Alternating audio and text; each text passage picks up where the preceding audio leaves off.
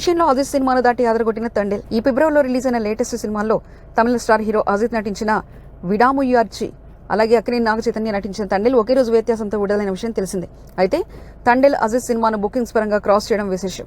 నిన్న శుక్రవారం ఒకరోజే తండేల్కు 2.2 లక్షల టికెట్లు బుక్ అవ్వగా అజిత్ మూవీ కేవలం 1.5 లక్షల టికెట్ల వరకు బుక్ అయ్యాయి. దీంతో నాగచైతన్య కెరీర్లో బిగ్గెస్ట్ ఓపెనింగ్ డేగా తండేల్ కొత్త రికార్డు సెట్ చేసింది. అజిత్ లాంటి స్టార్ హీరో సినిమా కన్నా ఎక్కువ బుకింగ్ రావడం చైతన్య క్రేజ్ ఏమిటో చాట్ చెప్పింది. ఇక ఈ రోజు శనివారం బుకింగ్స్ కూడా తండేల్కు స్ట్రాంగ్గా ఉన్నాయి. ఇప్పటికే టికెట్ ప్లాట్ఫామ్స్ సోల్ అవుట్ అవుతున్నాయని షోలు పెరుగుతున్నాయి. చైతన్య కెరీర్లో హైయెస్ట్ నెంబర్ బుకింగ్స్ ఈ సినిమాతో నమోదవుతుంది.